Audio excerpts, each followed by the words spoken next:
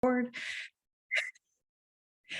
morning, good afternoon, good evening, everyone, and welcome back to Dyslexia Coffee Talk. This is going to be a great coffee talk because I've got the OG parent advocates, y'all. I mean, this is great. We've got with us Pat Roberts and Nancy Blair of the AIM Academy and AIM Institute. They've been advocating for their children. I don't want to say for a long time, but the advocacy that they did for their children drove them to create something pretty special out there. And I am so honored that they wanted to share their story with us today. So welcome, ladies. Thank you, Ashley. Thank you. We're excited to be here. I love that you're here with us today. So can you start with sort of your origin story? I mean, how you go from advocating for your girls. You told me that you met when your girls were 6, and you end up creating a school and go on to create the AIM Institute, which has a conference coming up as well. So, I mean, this is a pretty dynamic path that you two have taken. How did this begin? Well, I guess it is just a funny, what do I say, a group of circumstances that all came together. But initially, we met when our daughters were 6. They were in 1st grade. And we always tell the story that it was back to school night. And Pat and I have 2 other children. And I was at my son's back to school night, which was the exact same night as my daughter's.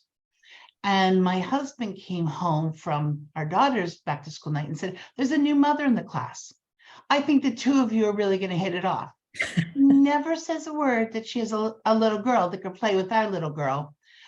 But he said, "I think you're really going to enjoy her." Little did I know that that was the start of all of our projects. And when I say projects, we started for years as 2 volunteers. Working in a lot of different scenarios, bringing conferences to the area, to the Philadelphia region, and trying to see what we could do to help children who learn differently. This idea of starting a school was not ever in our mind until we met Sally Smith, who was the founder of the Lab School of Washington. And so that was a longer later in our journey, to say. But, we had done so many volunteer activities as parents that we learned from each one of those. And I had been trained in the Wilson program. I was like helping other teachers and so there were just so many different things that came together. And I will share, this is a second career for me. I was originally a nurse anesthetist. So again, I'll let Pat tell you her story of where we started, but the nurse anesthetist and the medical piece does have a really fascinating component to this.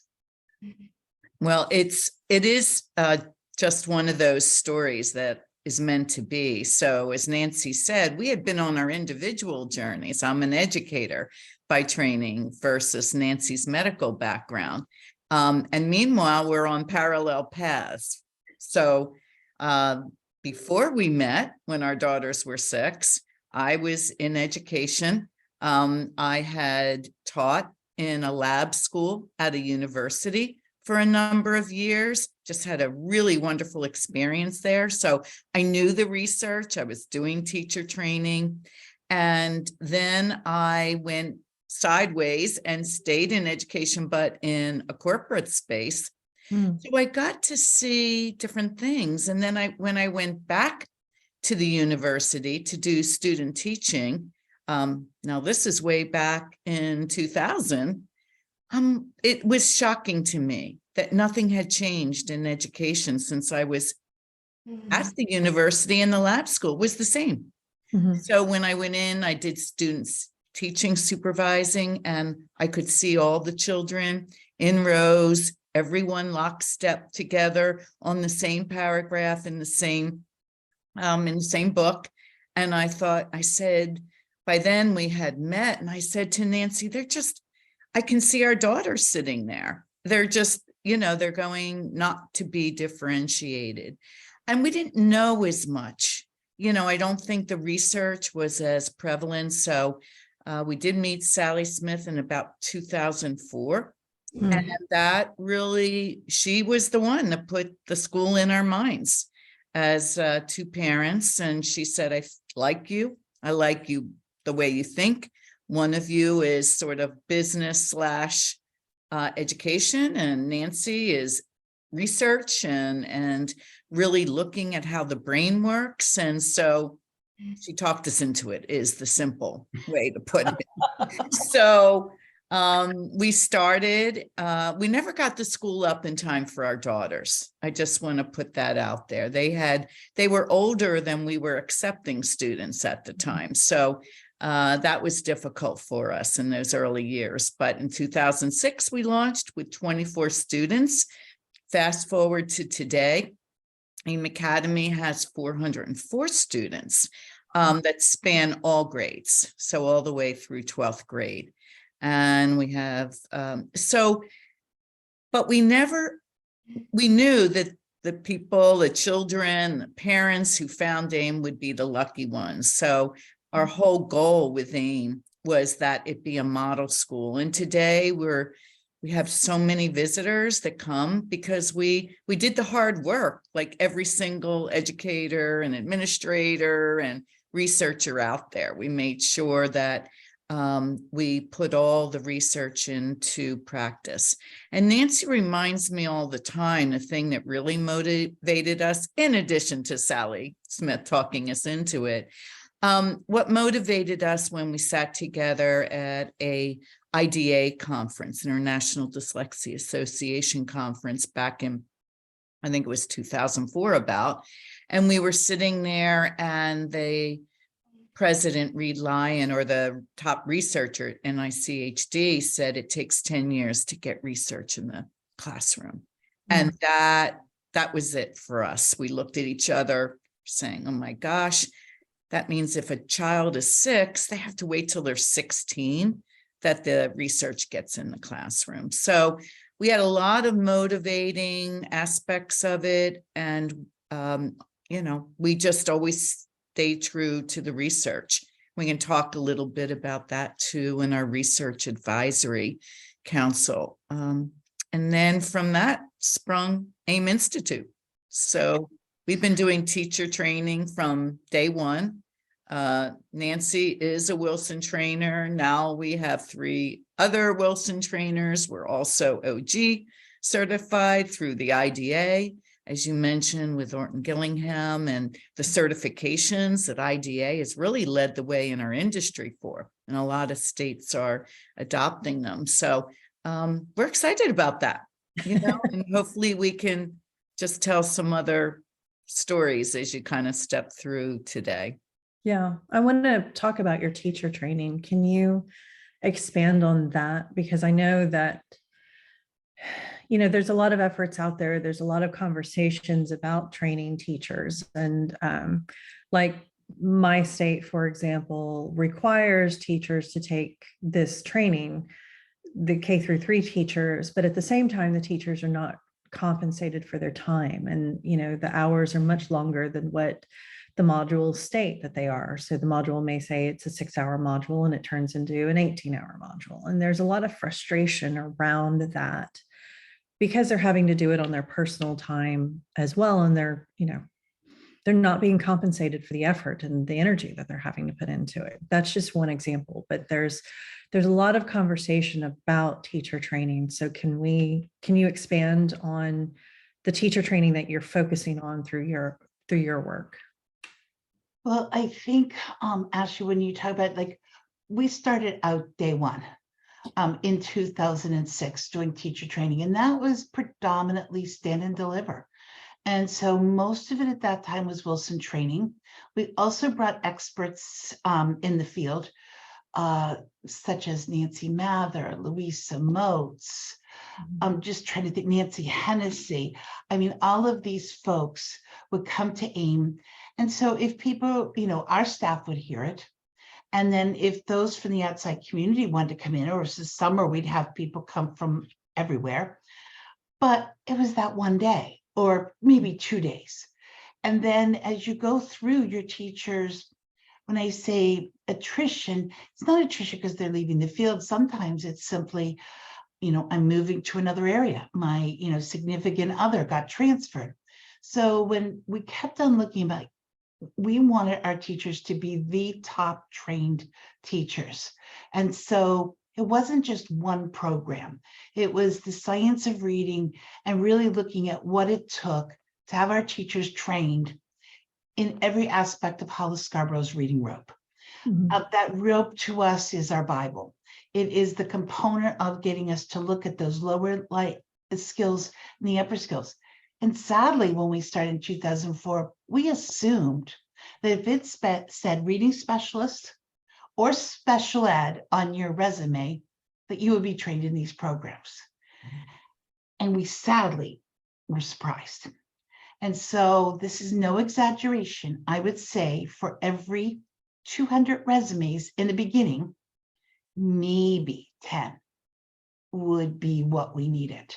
And the rest, we had to put the investment in to go. And then if they moved to another state or they decided to stay home with their children for a little while, we lost that period of time. So lo and behold, and then we started doing a lot of training in different school districts. We would do it for a week in the summer, in June, where you don't know what grade you're going to teach. And you're exhausted from finishing the school year. But you might have just come out of the local university and you didn't come out with this. So there's a two-pronged piece of it here. I think we have to get our teachers, because it's to no fault of their own, we have to get them trained at the pre-service level. It's not fair to the school districts. It's not fair to the teachers. So that's one aspect of it. But this is where I say my medical background comes into play. In medicine, you never assume that you know it all. You always assume that the research is going to keep on carrying you to find whether it's better medicines, whether it's different treatments. But that's your job in medicine, to stay current with the research. But it really is our job in education as well. The students deserve that. In medicine, they give you so many hours for professional development, or they build in grand rounds where you talk about what you could have done differently with the patient, and you get the expertise.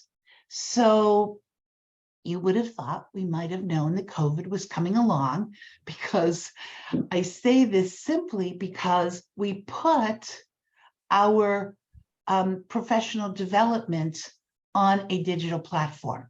One, so our teachers could do it when it was convenient for them. And number two, that you could do it at your pace, because not everybody learns at the same pace. As you said, for somebody, it might take 6 hours. For someone else, it might be 18 because they want to really get that information. So I think it's really important for everyone, whether it's school districts, schools, etc., finding the time for the teachers to be able to take in all this information, and finding time that they can meet to talk about how can we help them put this into the classroom. And we've seen that once our work begins with teachers, they really understand what it is that needed to be done, and maybe things they didn't learn in the pre-service world. Although we're really excited about a lot of the work we're doing with universities, many of our states, including where we're sitting right now in Pennsylvania, they just start coming out with laws that the science of reading and structured literacy need to be taught in higher ed. And so now the universities are collaborating with different organizations, or developing it themselves, or investing in their own education to make sure everyone is up to speed. So we're really, as parents of 2 dyslexic daughters, we are really optimistic that we might eventually fill that pre-service pipeline and then ultimately the in-service. But there's a lot of work to be done. And I think what we see more often than frustration, I mean, we have thousands and thousands of teachers going through our online courses called AIM Pathways. We don't see frustration. We see aha moments. We see, why didn't I learn that? Why didn't anyone tell me? And then once they start seeing the impact on children, I actually have a theory, which maybe one day we'll be able to research, that if you see that children are learning and progressing, which currently our NAEP scores do not show us at 33% reading proficiently, but as even 1 percentage point, as you start seeing that climb as an educator, I can say it for myself as a teacher, then you start feeling the reward of that. And then you will invest more, maybe of your own time, but I don't disagree with Nancy. Where we see the most successful implementations would be maybe teachers are stipended, maybe they are actually, since our courses can also confer graduate credit or CEUs, some districts are opting to pay for graduate credit for their teachers if they would like it. So I think people are realizing they have to be creative. And then, as Nancy said, beginning to add more time for those opportunities to come together, even if it's an hour at a time on a weekly basis, to begin to make their way through an AIM Pathways or any other training that they may be doing. And you can't stop with one course. This is our frustration, right? Had the world stopped for our daughters at foundational literacy knowledge of the teachers, they would never have progressed. So you need, whether you select Wilson for those more deep dives for those students who do have dyslexia, or Orton Gillingham, which our courses can get you that certificate through CERI and IDA. You have to put the time in, right? Otherwise, we're not going to be able to help our students. So we see a lot of momentum. So we are super excited. We see all of the states that are adopting science of reading, big states, big districts. We never thought we would see that day, but it's exciting. Now we have to support that movement as parents, we as AIM, and of course other organizations, but it's exciting. Definitely. So, and apologies that my dog decided to bark, but so 2 days ago was National Read Across America Day. And on that day, the Right to Read film was released. And it was a very powerful testimony about what's happening in our schools across the country with having a balanced literacy curriculum that is not working for children.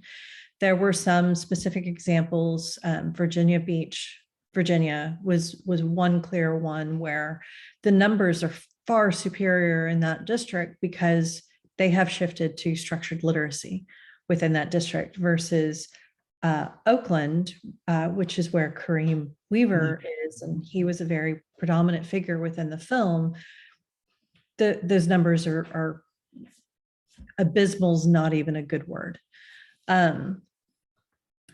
With what you're doing, with how you're training teachers, what encouragement are you giving to those teachers to try to take back to their districts and try to help drive the change that we need in our classrooms in order to save our children?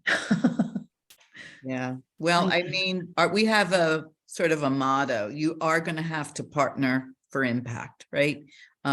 We've been very fortunate to have Kareem Weaver at AIM last year for the research symposium. And to your point, I mean, he brought a whole contingency of Oakland folks to AIM to see what it looks like when it's working, and then how do we really support the training. And so here's an area where, how did we partner for impact in Oakland? Well, there was funding through a funder, a philanthropic organization, and AIM, and certainly Kareem's work as nonprofits were eligible for that funding. And we were able to get teachers in Oakland the funded material to begin the journey out there. And it's really exciting. I think that you have to be resourceful. And whether you are wearing your parent hat, as we were initially, like you said, I mean, really, we could have just said, this is a terrible situation and done nothing. We were fortunate the moons aligned and we were able to do something, but you know, you do have to lean into it. We would encourage teachers to learn as much as they can. Many organizations will give scholarships for this training. So there's just a lot of access that's going on now. Free webinars and free research symposium like ours, that'll happen on March 13th. I mean, it's amazing. We'll have 3,200 people online, educators primarily from across the world, as well as all 50 states. So this is where, take the time, as you said, make sure you access that movie and film. I mean, that'll get, you know, anyone feeling like, wow, we have to do something, and then begin to educate yourself and, you know, be relentless for the kids in your classroom. Yeah. And I think on some of these pieces, I mean, I know there are so many teachers out there trying their hardest to do this on their own. And I have watched how one teacher can single-handedly keep taking this back to their school district and then spread it. But it takes time, it takes patience.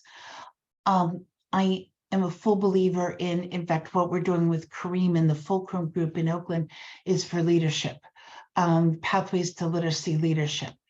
I do think that all principals need to know this material, not as in depth as the teacher does, but if they don't understand the science of reading, they're going to need to support that teacher and say, you know what, I know this is a heavy lift, but thank you so much for doing it.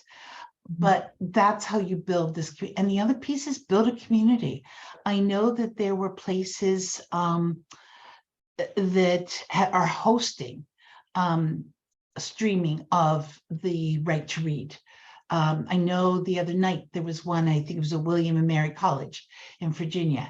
And this is what we need. We need places to keep hosting this, because sometimes we have teachers, and we have a gentleman that works for us now at AIM. He was a principal at a local high school, and he talks about how basically he heard Emily Hanford and he realized he wasn't teaching literacy correctly.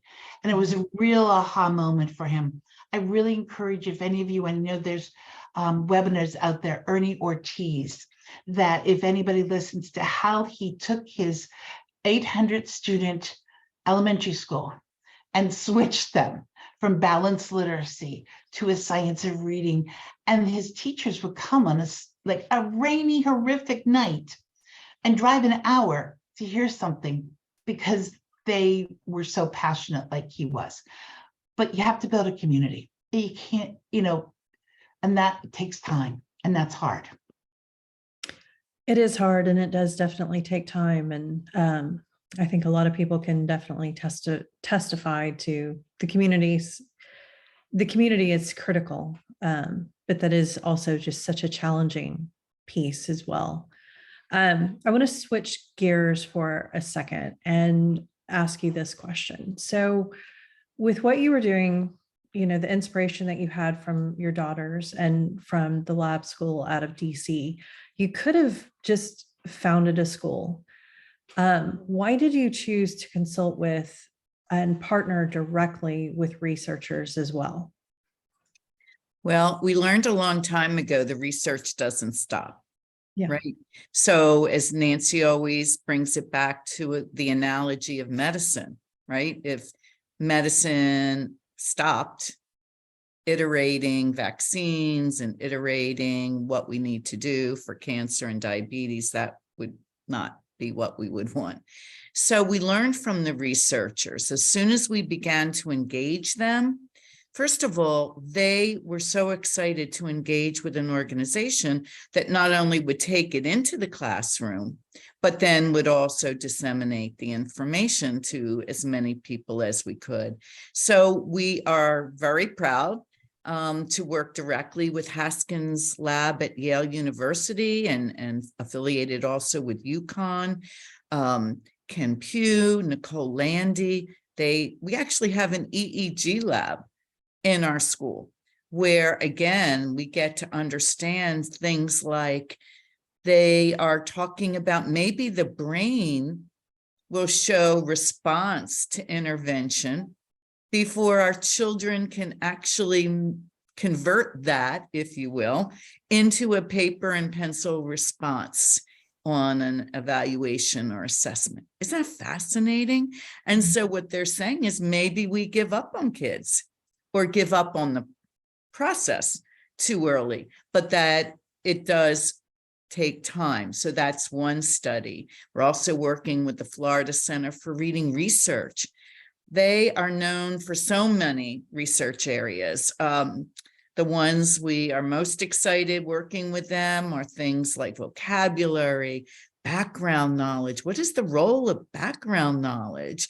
And so they came to AIM, studied what we call interactive humanities, and saw that for a whole period a day, for every grade we have, basically, we're really immersing children and students into this rich background knowledge experience, regardless of whether they can, whether they come into us at grade level, which they do not, right? We are a school for struggling readers and children who've already been identified as having dyslexia or another language-based learning difference. So that research, now we're working with Jason Yateman out at Stanford, some amazing new studies that they're looking for. So for us, first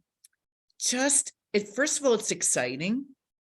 Our teachers are super engaged. Imagine as an educator, being able to work side by side in the EEG lab or work side by side with the researchers you're reading about. Julie Washington has been in and really engaged our staff and what we put online, engaged them in dialectal differences and how you respond to children with language and dialect differences. Elsa Cardenas-Hagen with EL and English learners. So we're and Linnea Airy. And Linnea Dr. Airy. Yeah. That's, and Hollis Scarborough. So I think that when you see the excitement of educators knowing that they're learning and growing side by side, and then we get to video these wonderful experts like Linnea. Our new course is an early childhood focus that she's doing with us. And then it all creates this wonderful sense that, as medicine has, look, we're not done yet. We need to keep learning and pushing and understanding, because not all children respond in the same way, sadly. As Nancy was my daughter's best tutor, right? How lucky was I?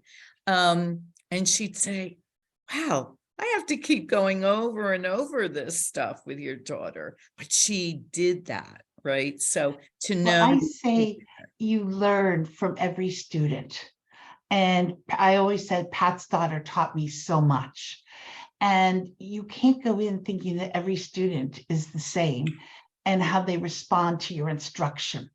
And so the more that you know about the research, the more you know how to apply it, the more you can differentiate when you have that group in front of you, because not every student, and the researchers have taught us this right now, even as Pat was saying, the Florida Center for Reading Research, they're coming up in 2 more weeks, they want to really work on a scope and sequence of vocabulary words that will be taught. AIM will be the first place that they will come for research. They will go look elsewhere. And so what they're going to do is, hopefully this research is going to expand way past AIM's walls. But how great would it be if it's in every public school with a really strong researched and evidence-based scope and sequence for vocabulary words and what we should be teaching children based on their different grade levels. So this is what excites us. And quite frankly, it excites the teachers at AIM. So we said, our team is pretty amazing. They all are lifelong learners there. They all get so excited on this. And, you know, they realize the impact that they're making. Mm-hmm. So I want to back up for a second, because we talk about this a lot in our community, and we've kind of said it, but we haven't explicitly said it. And I don't want to lose the message, because your school is for children with language-based learning disabilities, but that this research and structured literacy benefits all children and harms none. Correct. So with working with the researchers, you're definitely helping promote that message. And what I'm thinking about specifically is, you know, there's been a lot of Twitter wars, Twitter wars going on lately, especially since Sold a Story came out, you know, and I had Emily Hanford on a couple of weeks ago, and we talked a little bit about that as well. You know, there was some pushback saying that Sold a Story was saying that structured literacy is entirely phonics, which of course she was not saying. And if you see her testimony in the Right to Read film, she flat out says, you know, science of reading is not only phonics, and there's a lot expanded about the 5 pillars of reading, etc. But what I think is beautiful about the Right to Read film as well is because not a single child in that film was dyslexic. This was about literacy for all children. And I'm excited to see what y'all do with the group out of Florida on vocabulary, because vocabulary and background knowledge is so critical. So can you talk about your evolution from, because I think every dyslexic parent too kind of has to go on that journey, right? Mm-hmm. I think we all become literacy advocates, but we start as dyslexia advocates because that's where our pain is, right? It's living and breathing in the inside of our house. And how did you take that step? Well, we specifically located our school to be a partner to the School District of Philadelphia and all the surrounding schools, because we just believed from the beginning, and we learned very quickly, as you're saying, and I'm so glad, Ashley, you're pointing that out. We learned from the researchers and the research that what we do with students with dyslexia is, as you said, what we should do with all children. And so I think that's really led us on this journey. So our earliest work in the school district, we were fortunate to do some pilot work, stand and deliver training and coaching. And we learned so much. We learned that this is what children need. Yes, phonics, but beyond phonics. But we also learned in those early days how difficult it is to make change. And you not only have to take us as parents on a journey, but you also have to take teachers on a journey. So it is because these, as some of these stories are sharing in Education for All Children, these are deep-seated understandings and trainings that we've given our teachers. So absolutely, if we have a country where we have 33% of our children reading proficiently, and we saw really horrible stats. Then if you slice it differently for our Black and brown children and our impoverished children, And our urban districts, it plummets Yeah. to the 15 to 18% proficient in those categories. So this is not a dyslexia challenge that we're having. Right. We as parents, certainly that's near and dear to our hearts, as you said. And we have to make sure they're not forgotten, right? But if we Right. don't give them the foundational skills, whether you start in kindergarten, hopefully by kindergarten, or pre-K, like if you're not starting with the foundational skills, our kids don't have a chance. Meaning our dyslexic children, but more specifically, all children. And so we have to start. And so that's why you're seeing so many K-3 initiatives in the States. They realize that where they're going to have the biggest return would be in the K-3. But we're finding, because of course we go beyond that, we accept children all the way through 12th grade, we're starting to see a need, particularly in that intermediate grade level, middle school level, and certainly in high school. These are children that didn't necessarily get these foundational skills. And you can't just say, oh, well, I guess we missed you this round. You've got to get in there. And that's where you have to keep working. And you're right. The schools we work with, the lion's share of the teachers using our AIM pathways, our science of reading, structured literacy, pathways for writing. That has nothing to do specifically with working with children with dyslexia. So definitely, thank you for bringing that up. And I like the way you said, how do we go through our journey? Because, right, initially, when it's your child, you're fighting like crazy. You are fighting that battle. And I said in my journey, one of the things that I learned was I started to surround myself with other parents who were like-minded in the sense that we're going to be positive when you're going to try to find a solution. And because on any given day, you could get down and you needed that other parent to help pull you back up. So as Pat and they say, we're like the forward scouts. Our girls are now 32. So it has been a long journey on that piece, but they have their masters. And like I say so many times, I wished I would have known like that this is the way it would be turned. My daughter actually teaches in a public school with struggling readers. And so to give back, and as she said, that's her gift, because she knows sometimes she was made to feel like it was her fault. And she wants to make sure that the students understand that if they're still not getting it, it's her responsibility with her instruction. But when you look at the number of students that even show up at her door, she's the interventionist. She said they're not all dyslexic, but they had a myriad of different situations where they weren't taught structured literacy. And that's why I admire Kareem so much, because he looks at the whole big picture.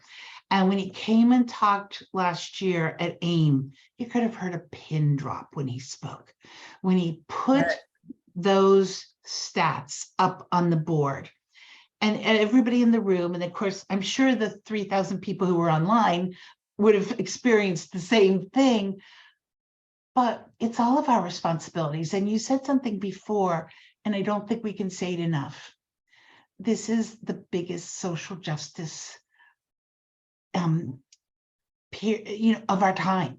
And if we don't start to look, whether it's corporations, looking at this, you need literate employers. If you can't read or write, there are not many jobs you can hold. So it's our workforce development. It's our career and college readiness. And people wonder, like, why are we so passionate? Because we've seen what would happen if you didn't fight for your child. We see what could have happened if we weren't their advocates. I always say in medicine and education, you need an advocate to look out for you. And that's the piece that I think if we all keep on pushing this issue forward, And Ashley, I thank you so much for your podcast and getting this information out. We're honored to be in the same realm as at one time Louisa Moats and Emily Hanford. But how exciting that this is moving and keeps on pushing this issue forward, because one of the things I always say is the power of all of us is so much better than the power of one of us. Agree. Wholly agree. I had a lot of thoughts with that one. I wanted to ask you kind of how, if you run into this, and I'm sure that you do, in all of these Twitter wars that were happening, somebody made the statement that children learn in more than one way. And this was a statement basically disavowing structured literacy, thinking that structured literacy is you're going to do this, and then you're going to do this, and then you're going to do this, and then you're going to do this. And I made the comment, I just getting more and more bold on Twitter, but I just flat out said, I went, anybody who says that structured literacy is one way to teach children does not understand structured literacy and what the science of reading essentially is. Because from my vantage point, what I typically say is the science of reading will set the teacher free to teach the child, to meet that child where they are, because they're empowered with so much knowledge that they don't need all 30 children in the class to be at exactly the same place. They're even empowered to differentiate across those 30 children. Now, again, it's not fair to have, one child all the way on this end of the spectrum and the bulk of your children all the way on the other end of the spectrum. That's a difficult thing I think for any teacher. But your children are never all going to be in the same place. They're not robots. So I'm sure that you run into this, and how, with the teacher training that you do, with the message that you're putting out there, how do y'all face that? Because you seem to have a very positive message as well. So how do you approach that? I guess I approach it several different ways. Number one, we have to start. And I don't even like to necessarily use this word, but I'm going to just say tier one. We have to start with tier one, and that the curriculum and teacher knowledge has to be as solid as possible. Yes. Because I do believe, and you have to use the high quality instructional materials. If you put teacher, you can't do one without the other. You can't just have teacher knowledge and then be forcing the teacher to be using a balanced literacy or whole language approach. And you can't expect to put high quality instructional materials in place if the teacher can't look at that whole classroom with the lens that they all might be looking differently. And so there's no such thing as learning styles. That's a myth. We want to make sure that everybody understands that. But each one of those children in that class might be learning it slightly different, and some might need more review, which means like having an extra dose of it. And there will always be those children who have the diagnosis of a language-based learning difference that will need additional intervention. But I do believe strongly that we could decrease the number of students going into the tier threes if we had stronger tier ones and tier twos.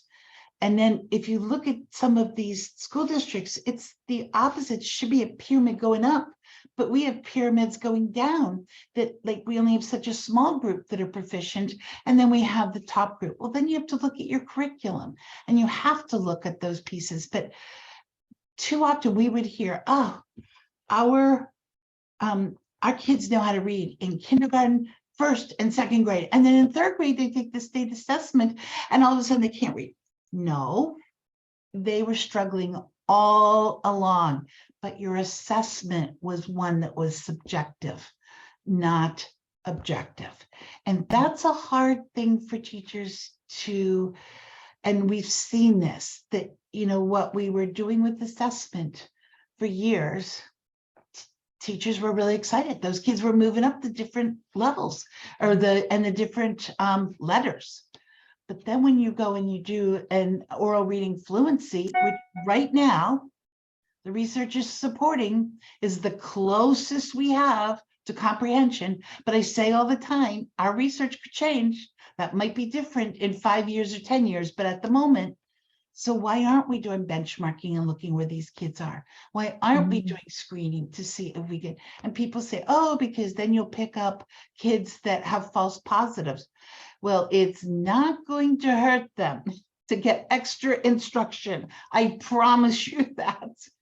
So I apologize for getting on my soapbox a bit, but this is where we had one little girl who applied to our school, and I'll never forget this. She was going into 4th grade.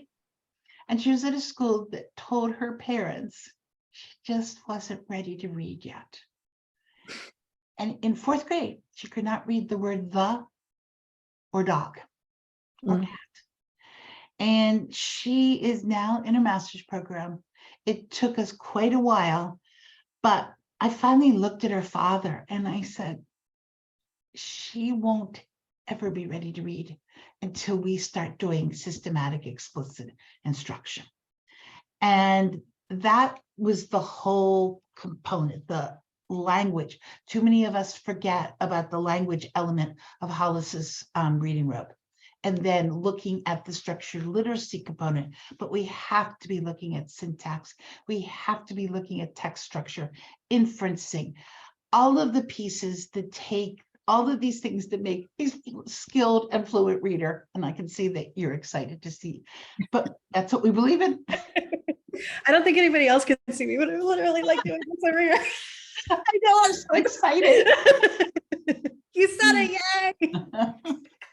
yay. Yes. Well, as Nancy said, that reading rope is our guide. It's actually a guide for our parents. So certainly a guide for all our teachers. And it's just, Hollis Scarborough did a great presentation about it, calling it, the tale of the twisted metaphor, right? But it really has helped people understand that it's not one thing that we do with children, who are struggling, not necessarily dyslexic, but struggling. And that's where you can really, by using that as the guide posts, it's a little easier to talk about. So which of these threads are frayed? Yeah. 1, 8, 5 of them, like what are frayed here? And where are you going to put your attention? And again, there are 8 threads. And of course, all the threads have, sub threads. But I think that was such a service that Hollis Scarborough, it's a gift to all of us to make it easier to talk about. And if we would just keep referencing that a little bit more, I don't think you'd have so many discussions on Twitter, as you alluded to. And that's what drives us, right? Which of the strands? Keep talking about it. I interviewed Dr. Jan Hasbrook at one point, and I refer to this statement that she made a lot. And obviously I had her on to talk about fluency because I think fluency is one of those just vastly misunderstood elements. I think parents struggle understanding what fluency is, but I definitely think that in the education realm, there is no understanding of fluency pretty much at all. They think if you can comprehend, then, why are we talking about fluency, period. And I wanted to bring her on because I wanted to have that broader discussion about fluency in order to help parents understand. She said something so powerful. She said, fluency is a few things, but she went, we have to have fluency with each thread of that rope. Yes. In order to have reading fluency when that rope has wound together. And if you are missing fluency over here, you'll never have this wound together fluent reading that this is what people think is fluency and not this aspect over here. And pointing that out like you just did just spoke to my heart. But Nancy, you said something too. Pat's probably going to appreciate this from the corporate world. I never thought about it, but my business heart just absolutely exploded with joy when you pointed out that the pyramid is inverted because it's going down. There was an article more than 20 years ago in the Harvard Business Review about the inverted pyramid and why it was doomed to failure. And I had completely forgotten about that article until you just said that. And typically what happens with the inverted pyramid too is there's like one person, and that one person becomes a stopgap because everything's got to flow that way. But with the inverted pyramid in education, you're putting that burden on the child instead of inverting the pyramid in order to put the pressure on education and allow the child to flow through the right direction. So thank you for saying that. There's another great analogy with a pyramid, just coincidentally, and that's the implementation science triangle, if you've ever seen that. And what I love about that, which is another sort of way to think about it, it's a right-sized triangle, but on the bottom, the foundation on which the triangle is sitting is leadership. Yeah. And Nancy spoke to that. If you don't have a leader A that believes, trust me, we've been there. We've done training where it's just not going to be supported. And then another side of the triangle is, just how you support the teachers, right? What is the professional development? How are you making time? What is the coaching that you're doing? And hopefully you're growing coaches from within, or teacher leaders, or centrally funded from districts, coaches. And then the other side, which I think people don't talk about at all. We sort of sometimes hit leadership. Everybody's right now focused on professional development coaching. Nobody talks about the enabling context, the other side of the triangle. What does that mean? And you alluded to it. Well, what is this? Is the schedule set up to give children and teachers time to have this work develop? And not, when I say that, I mean, when we first started, we would go into places where they gave 20 minutes for a block of literacy, or 30 minutes. We're like, whoa, there was no writing. That is our next big battle cry. Yes. No writing, because they didn't have time. And so these enabling contexts are, did you lay out your scheduling correctly? How are you integrated through the day? It's not, hey, 90 minutes ELA and we never talk about it for the rest of the day. How are you integrating literacy through the entire day, whether you're in science or social studies? Are you using morphology? So I think, is there assessment? Are you giving time to do the assessments? And Nancy and I don't think you have to overdo assessment, but you do need to benchmark. And if determined, you do need to progress monitor. None of this, hey, at the end of the year, we've been there. As a parent, you get told, hey, this year didn't go so well. No, I need to know every step of the way what the progress is and what you're doing if you don't see progress being made. You have to adjust. So I think that triangle, we've had a lot of training at AIM in implementation science, and then we really bring that out for leadership training. It's all of those things, right? So I'll just throw that in as another triangle. And I think the other element too is getting your building sharing the same language. And that is something that is so important. And if you have a leader that's modeling that language, how much easier it is. That, believe me, we are well aware that there will still be some stragglers. We know that. but we are the big believers that success breeds success. Mhm. So when you have teachers that start having students that are becoming readers and are showing success, people start go, oh, what are they doing over there? And so it's contagious, that excitement and that pride in watching what a student is doing. And then sometimes teachers say, oh, could I come in and watch your classroom?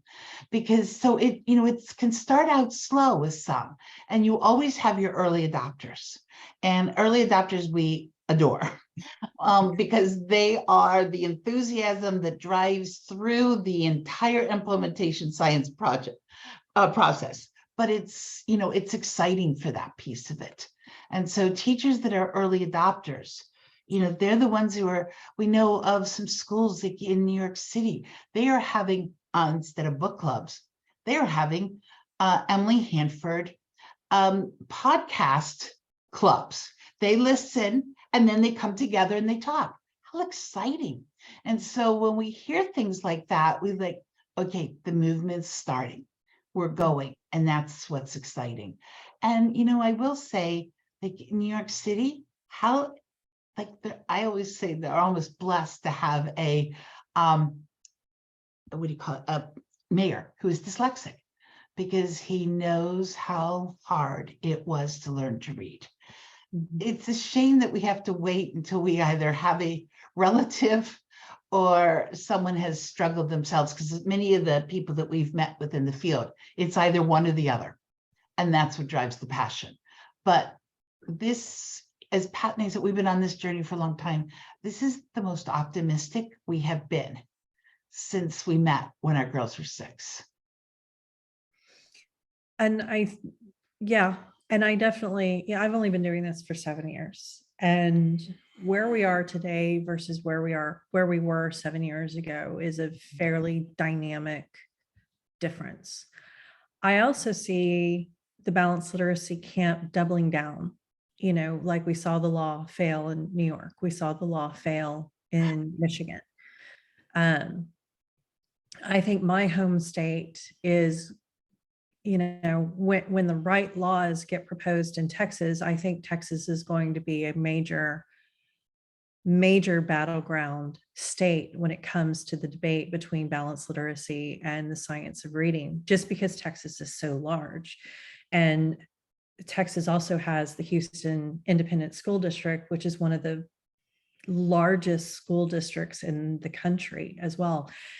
It's not quite as large as New York City's independent school district, but it's pretty close, I see this, I see them doubling down in this battle. And I think that our work is definitely cut out for us on a go forward basis.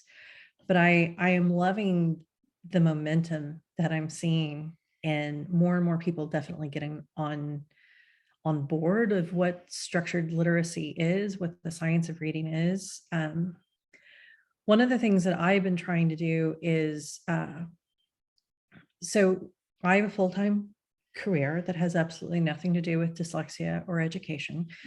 And I work for an extremely large corporation. I am part, as what I am passionate about is I try to get involved in, corporations now have these things going on called employee resource groups, or corporations may call them different things, but essentially they're just employee resource groups. And so you have, typically you have culture, I can't get the word out. What is wrong with me? Cultural based initiatives in order to bring more awareness around and Asian culture, Latin culture, things like that. But one of the things that warms my heart, and this is where I get involved, is corporations are starting to create neurodiverse employee resource groups. And with the prior organization that I was with, one of the things that I told them was I went, and I've already said this in the new organization that I'm with, I'm going, do you have any idea how powerful it would be if the CEOs of these large organizations went to Congress and say, and explain, that the pool of employees out there is dwindling because our literacy rates, our illiteracy rates are growing. And so if American corporations want to keep recruiting American citizens to work for them, then literacy across the country has to be a core investment that we focus on. I think it would be incredibly powerful for the CEOs of our corporations across this country to band together and make that kind of statement. But it's also, I think, incumbent upon us, people like us, to raise that awareness within those organizations in order to make them really see why that employee resource pool is dwindling in the manner in which it is. But then again, corporations like mine tend to only recruit the top 1% out of universities. Those are typically the kids that never struggled reading, that learned naturally. So I feel like there's an amazing opportunity within the corporate culture in order to raise this awareness and help them achieve that awareness so that they can help us create that shift within American schools. Yeah, well, you're reading our playbook for the next chapter. So, I would love to focus on that next, because we're undaunted, right? And I think some of it is just bringing corporations in so they understand the talent within our students. We have students that are whizzes in robotics, the arts, entrepreneurship. They're incredible. But so we have a whole focus on future ready students, future ready workforce. So if you ever have us back, we promise we'll bring some of our corporate partners and universities that are very focused on that, because you're absolutely right. We have to prepare the future workforce. So we're very involved in that. So keep doing what you're doing, because we're out there in our region doing the same thing. Awesome. And I'll reach out to you for that too. Maybe I can talk you into coming to my neck of the woods. We'd love to. We'd love to.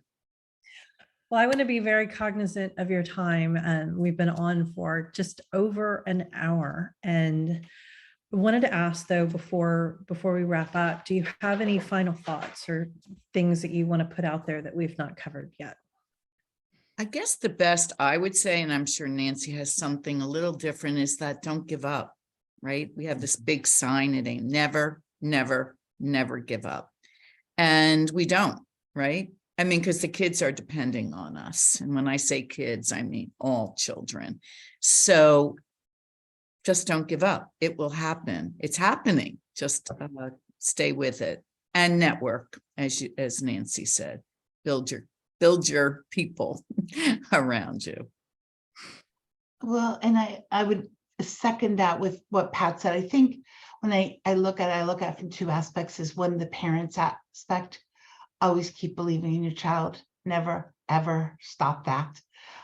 Because you know what? They're going to have their bumps, and they are going to have, and I always say, to raise a child that learns differently is not for sissies, because you have to be the rock.